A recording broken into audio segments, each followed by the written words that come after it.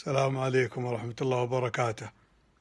الله يمسكم بالخير والرضا، ينصر إخواننا في غزة، يفرج عليهم فرجا عاجل، ويفرج على الدكتور هزاع بن علي آل أبو شريدة، ونعزي أخينا الشاعر والإعلامي نايف الرشيدي في وفاة ابنه وصديقي إبراهيم رحمة الله عليه رحمة واسعة.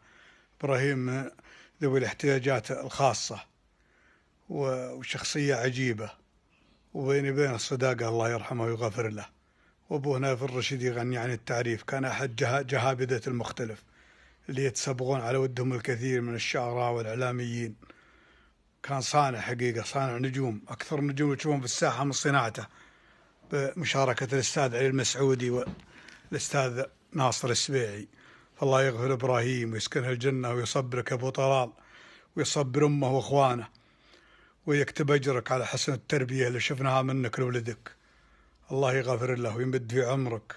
صديقي إبراهيم سافر ما دريت، صديقي إبراهيم سافر ما دريت، إلا بعد ما الحزن علمني ودب.